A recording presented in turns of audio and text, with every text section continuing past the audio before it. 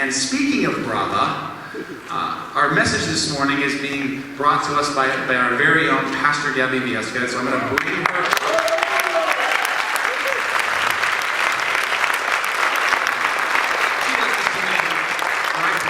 Get up here, Pastor. I'm going to pray for you. So get up here, lady. I'm going to pray for you. Join me as I pray for Pastor Gaby in the message today. Thank you, Lord, for your word. That it's powerful, that it changes and transforms us. It helps us to be and become who you long for us to be and become. I pray today that you would use your word that you've given to Gaby, and that it would come out just the way you want it, and that we would hear it just the way you want us to hear it. But use it, God. Use it in our body and in our midst and in our lives to help us be the people you long for us to be. That is our prayer. We pray in Jesus' name. Amen. Amen. Amen. Thanks so much for that, Pastor Dave. Today is a good day.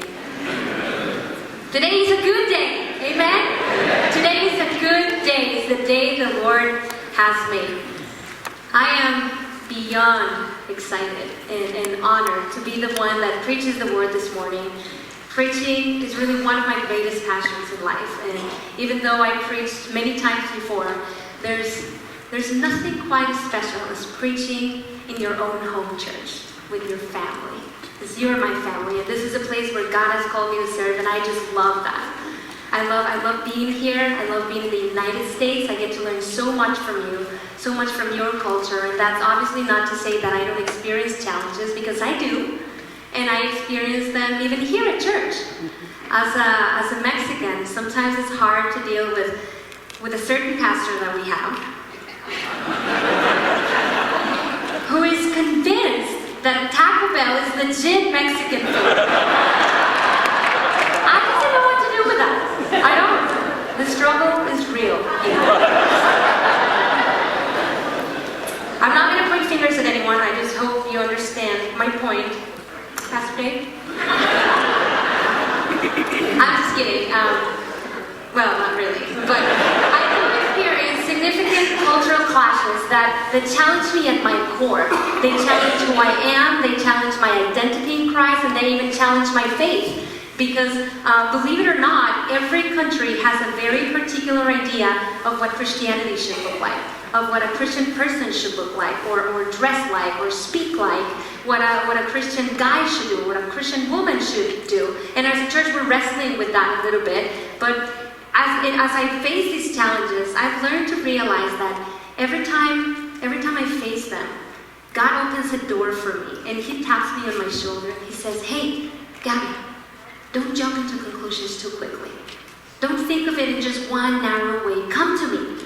Ask me, bring me into the picture, and I will show you what to do. Let me work with your heart as we work together."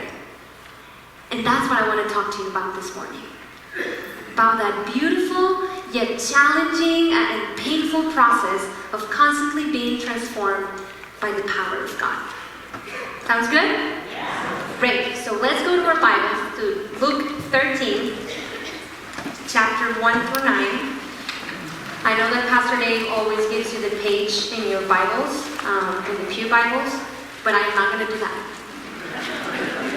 We need to learn how to find it. So go to your Bibles, Luke 13, verse 1. Are you there? You're quick. Good. All right, let us read. Now there were some present at that time who told Jesus about the Galileans whose blood Pilate had mixed with their sacrifices. Jesus answered, "Do you think that these Galileans were worse sinners than all the other Galileans because they suffered this way? I tell you, no. But unless you repent, you too will all perish. Or those 18 who died when the tower in Siloam fell on them, do you think they were more guilty than all the others living in Jerusalem? I tell you, no. But unless you repent, you too will all perish." Then he told this parable. A man had a fig tree growing in his vineyard, and he went to look for fruit on it, but did not find any. So he said to the man who took care of the vineyard, "For 3 years now, I've been coming to look for fruit in this fig tree and have not found any. Cut it down. Why should it use up the soil?" "Sir," the man replied, "leave it alone for 1 more year, and I'll dig around it and fertilize it, and if it bears fruit next year, great. If not, we cut it down." Alright, so what's going on here? Let us take a step back now and remember that in this passage, Jesus is on his way to Jerusalem, and as he's going, he's teaching, because that's what he does, right? And today we are in chapter 13, which means that for a while, he's been announcing the good news for the poor, to the poor. He's been performing miracles. He's been talking about the kingdom of God that is at hand. He's been saying all these great things, but here's a group of people that's saying, "Yes, but..." "Yes, Jesus, we hear you. We hear your words, but..." Did you hear about what happened to the Galileans? Did you, like, by any chance, hear the rumor? Rumor has it? Only Adele fans get that. I'm one of them. But anyway, they're saying this, right? Or did you by any chance, did you? Now, granted, the text does not show the exact question they asked, but they were either demanding an explanation from Jesus or trying to help him out with a reality check. And I know that because that's what we do. That's what we all do. The moment tragedy hits us, we go, "What? God, why did you allow that? Why did that happen? Do you not know that this thing is overwhelming? Do you not know that this tragedy is ending with my marriage or with myself or with my kids? Do you not know?" We all do that, don't we? Now, we do it internally with our own struggles, and we also do it collectively when a massive tragedy hits a nation or a society, like a killing in Roseburg, or the shootings in California. These are massive tragedies that shake societies, and even though they don't necessarily hit us physically, they nonetheless affect us. They make us wonder. So that's what was happening with these people. They were wrestling with the news headlines of the day. Pontius Pilate, the political leader at that time, the person that was in charge of keeping control, of keeping the city safe, had brutally killed a group of Galileans as they were minding their own business in their own temple. Now, if you know anything about Pilate, you know that he was a brutal character. He really was. He was the very face of evil. And the tragedy he had just committed was tantamount to what happens when we see the beheading of innocent people in the hands of ISIS.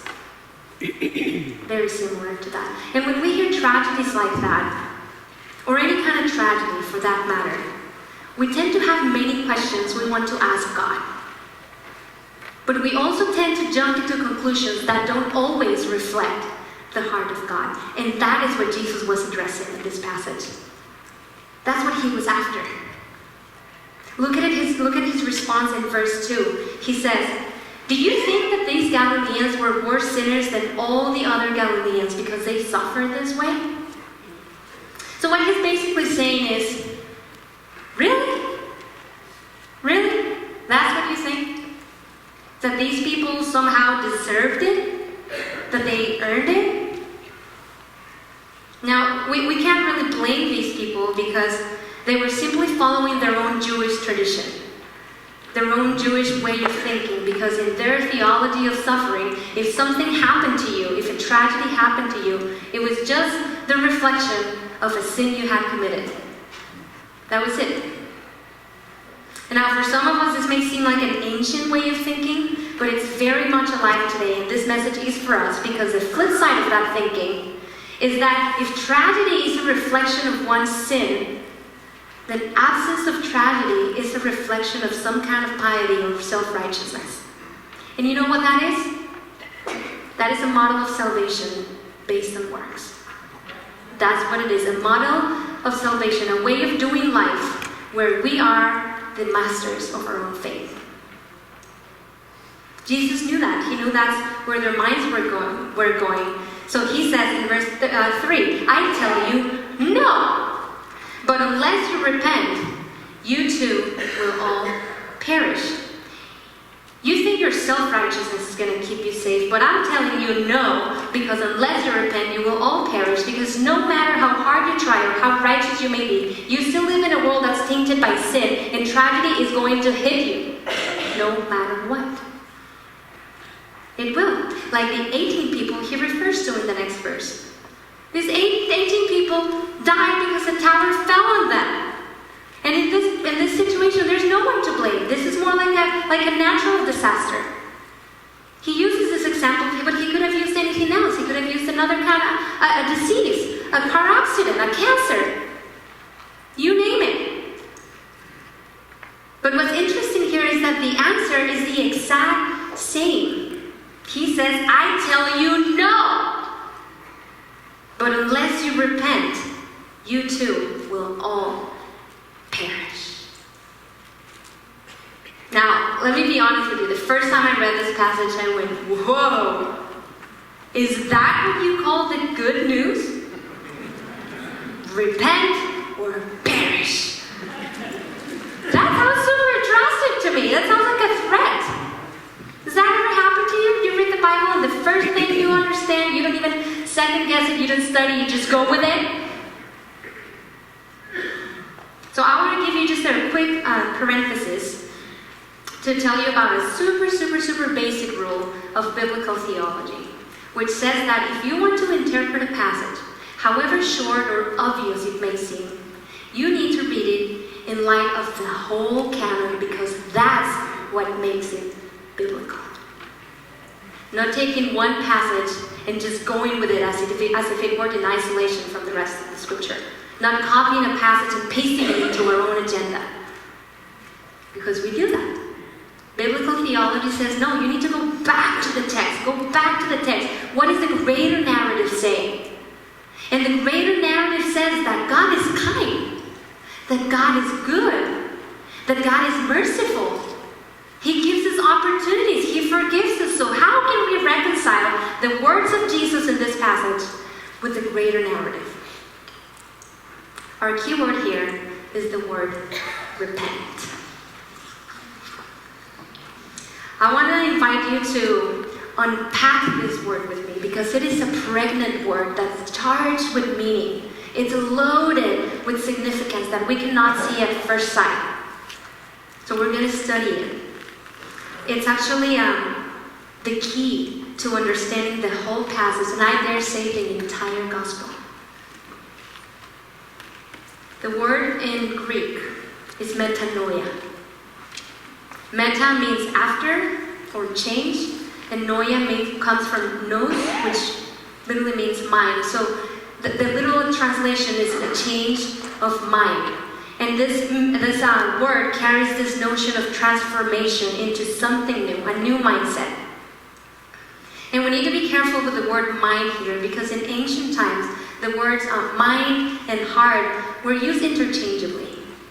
And so what this word really means, the biblical sense of metanoia, it's talking about a complete transformation of who we are into the image of who God is.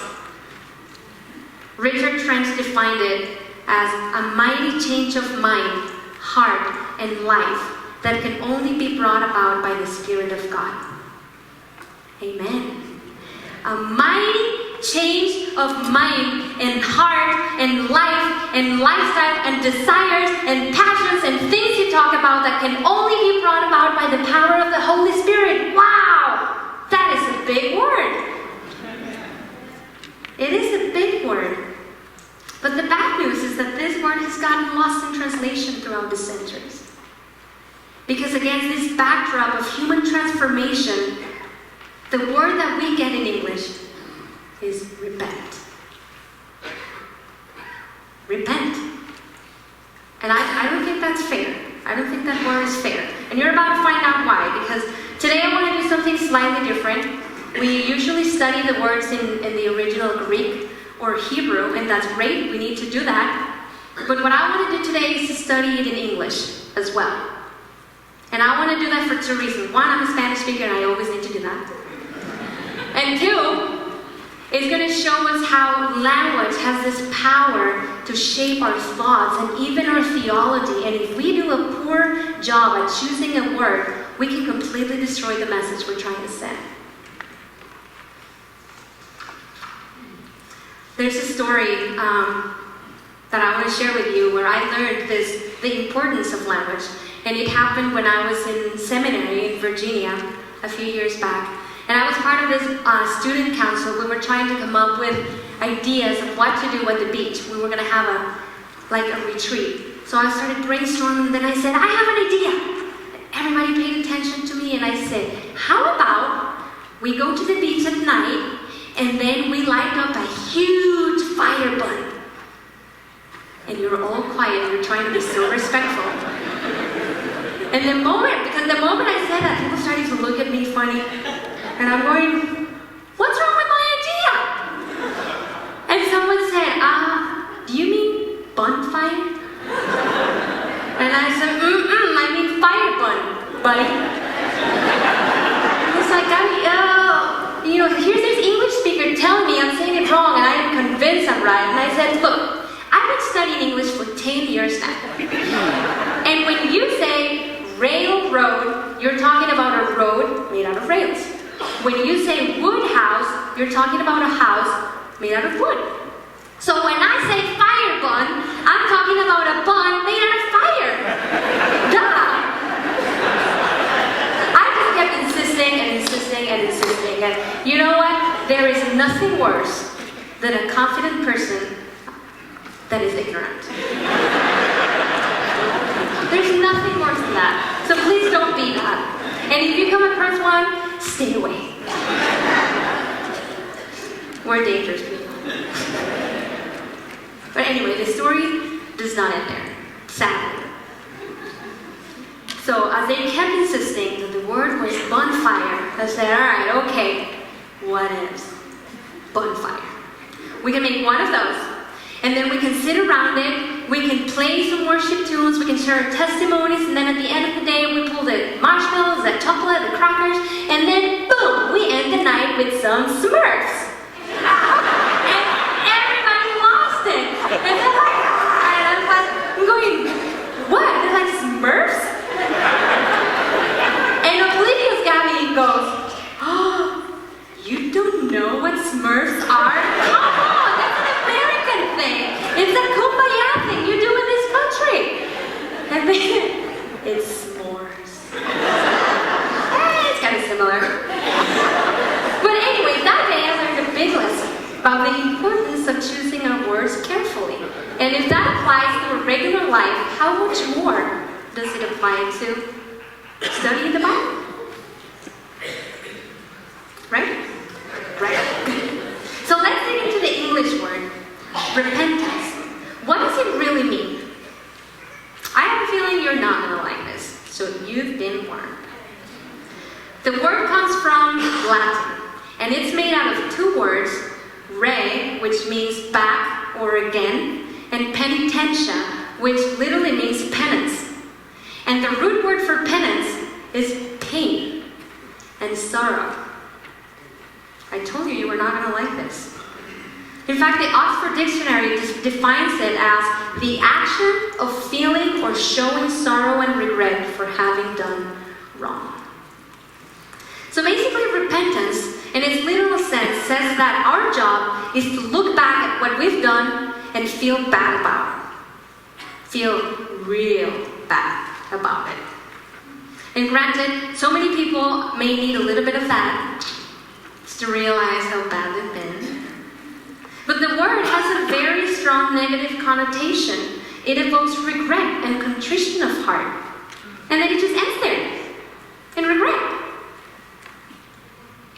And you know, when I first became a Christian, when I started to read the Bible and when I read about all these wonderful women of God that were so brave, they said yes to Him. They stepped into the destiny and the gifting and the power that God had for them. People like Mary or Elizabeth or Deborah, the judge Deborah, this brave woman. When I read about their lives, I so wanted to identify myself with them. I wanted to see myself in them, in their lives. But when I looked at my life, and if I was honest with myself, I knew that I was more like a Jacob. I was a cheater. I cheated in school. I cheated when I played games. And I also cheated on people. Many times. That's the person I was. That's the kind of person I was. And every time I cheated on someone, I genuinely regretted it. I did. Let's just say I repented because I felt real bad about it. I cried. I could not believe I had just done it. But you know what? Soon enough, I would find myself doing it all over again. My life was just a vicious cycle of repenting and repenting and repenting without ever getting anywhere. Are you familiar with that cycle? We all know it. We all have an area in our lives that just keeps us messing with ourselves or with others. We make a mistake, we feel bad about it. We make it again, we feel bad about it. We make it again, we feel bad about it. And so people go for years doing life like that. For some people, it may be cheating or lying to people.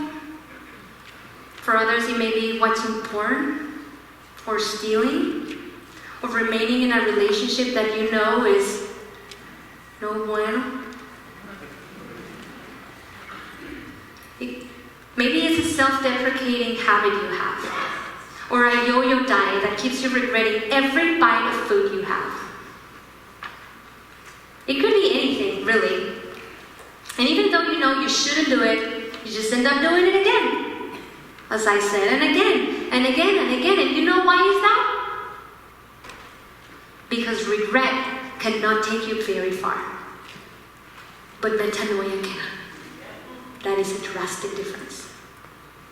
You see, the word repentance forces you to look back at what you've done and beat yourself up for it. But metanoia invites you into the future and look at the promises that God has for you.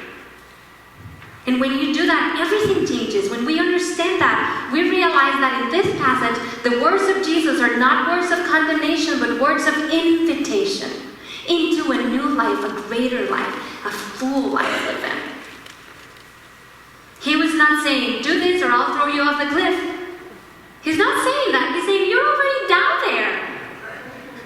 You're already down there, and I don't care how self-righteous you are or how big of a sinner you are. You cannot experience life unless you do it with me and through me. Because I am the way, I am the light, I am the truth, and no one comes to the Father except through me. Amen? Yes. That sounds more like good news, doesn't it? Yes. It does. It does. What Jesus was saying was this. Hey, I did not come here just to give you an explanation of what happens around you. I'm here to tell you how transformation can happen within you.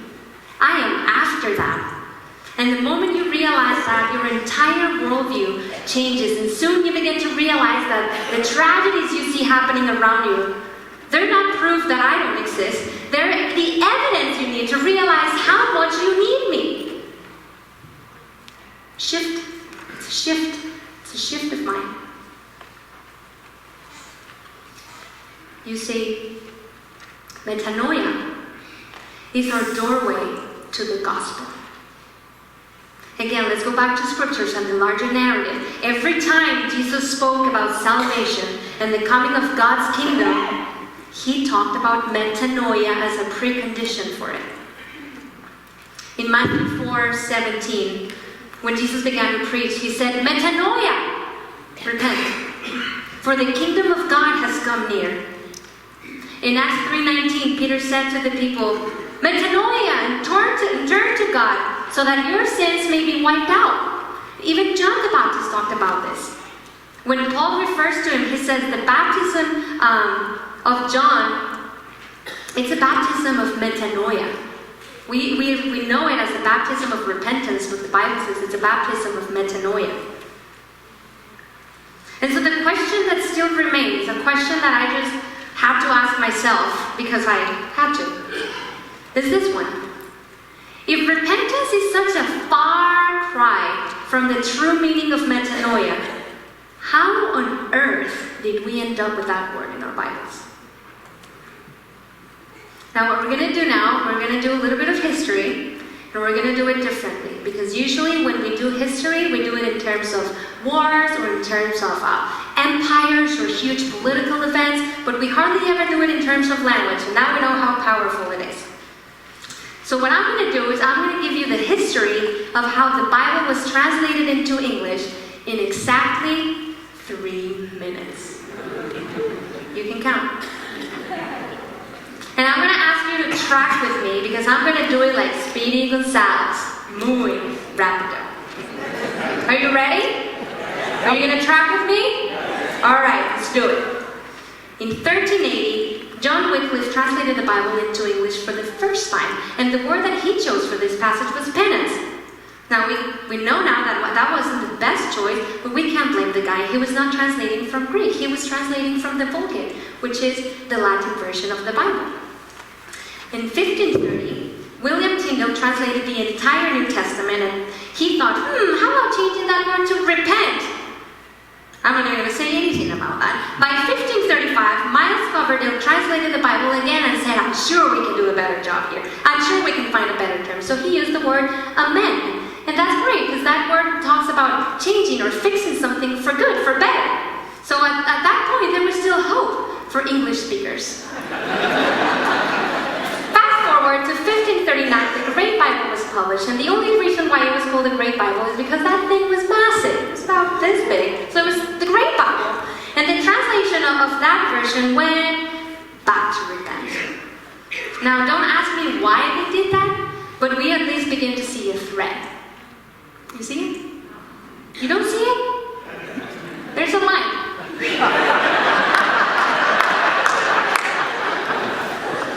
Anyway, in 1560, a group of Protestant reformers published the Geneva Bible, and these guys knew better, so they went back to amend, because that's a better word. And they actually included footnotes and marginal notes on this Bible, and because of that, this version became one of the most famous versions in all Europe. However, in 1611, King James of England said, we are the Anglican Church and we need our own Bible. So he put together a group of translators and they went back to repent. And by doing that, they kind of sealed this linguistic tradition of using the word repent, because as many of you know, the King James Version really became the version. The Bible that people should read. And I mean, it had been institutionalized by the king, so it kind of makes sense. But it remained the most influential version for English speakers to this day, really. Most of our modern translations continue to follow this thread and use the word repent. And you know all these versions. Among them you have the NIV, New International Version, the ESV, English Standard Version, the NLT, New Living Translation, NASB, New American Standard Bible, Holmes Christian Bible, American Standard Version, New King James Version, obviously. But anyway, you all know them because those versions are part of the list of the top 10 Bibles sold in the United States. There's a few other versions that I know I need to mention, because they either use the word change or turn, and those versions are the Message, the Voice, the International Children's Bible — we should all be reading children's Bibles — the Common English Bible, among others. So that's our timeline. Did you like it? Good. This timeline was brought to you by Gaby Viesca. Now, the point of the timeline is not to decide which word is correct word, because I don't even think that's possible. That word metanoia is so rich, we need an entire definition to describe it.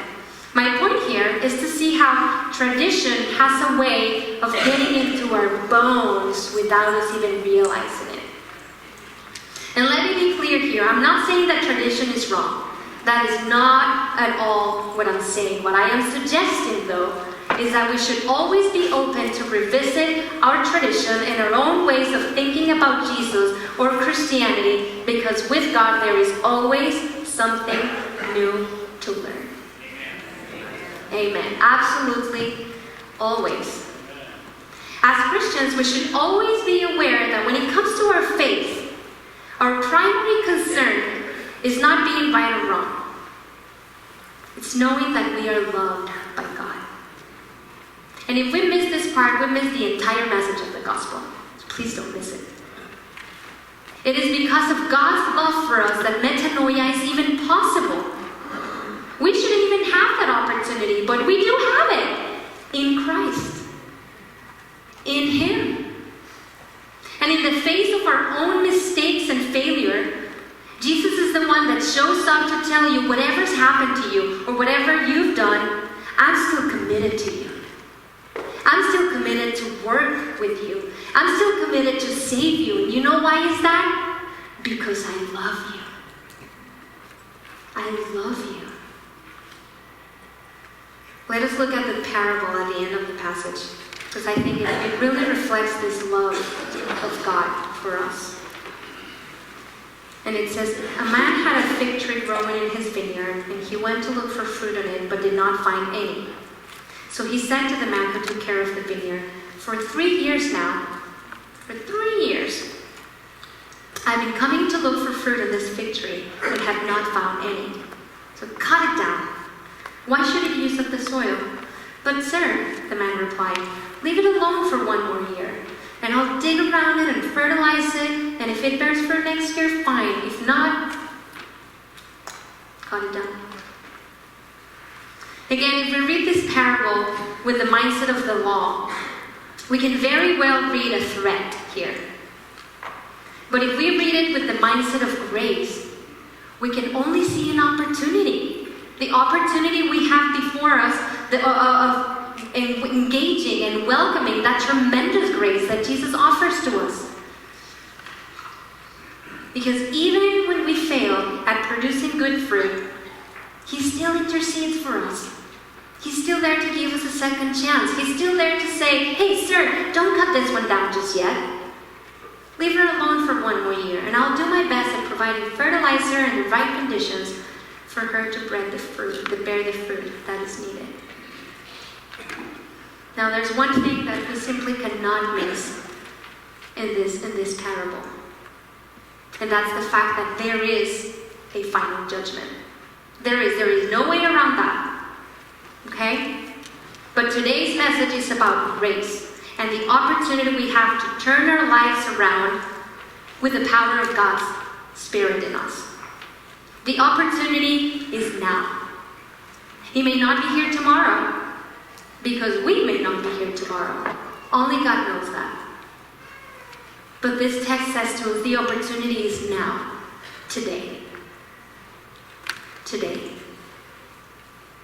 Today is your chance to recognize that only Jesus can change your life around.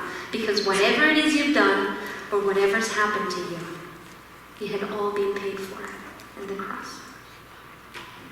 So I want to give you a chance to make that decision again, to make a decision for Christ.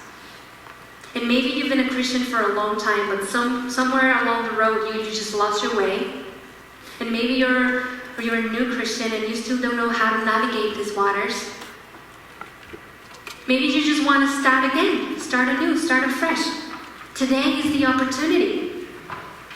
And sometimes people ask people to stand up, sometimes people ask them to raise their hand or come forward. I don't want you to feel uncomfortable, but I am going to ask you that if you want to make a decision for God, there is power in showing that in front of others. There is power in having a physical movement as something that reflects what you're thinking and the decision you're making. So if you're that person right now, you can raise your hand. You can raise your hand and ask God that you need Him. You can raise your hand and say, I cannot do this on my own. I don't even know how to. I've tried and tried and tried, and I just keep messing up.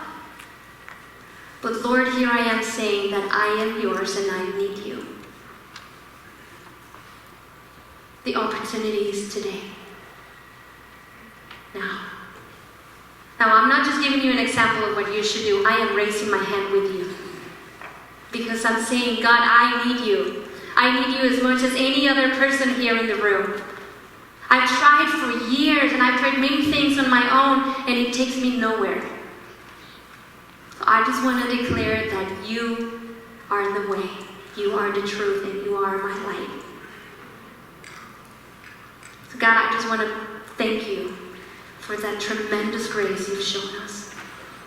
For that love, that mighty love you continually show to us even when we don't deserve it. Lord, we want to say that we need you, that we want to take a step forward, and as we do it, we don't want to do it alone. We want you to hold our hands and deal with our hearts as we partner in this. We declare and recognize that you died for us, that whatever it is we've done, it's being paid for. We believe in you. We believe in you. And we thank you for the work you are doing in our hearts. We ask you to never give up on us. We love you. In Jesus' name. Amen. Hey, that's something we gotta celebrate.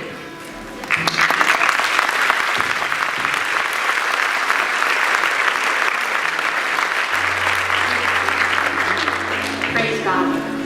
So in this spirit of celebration, let us all partake of God's communion.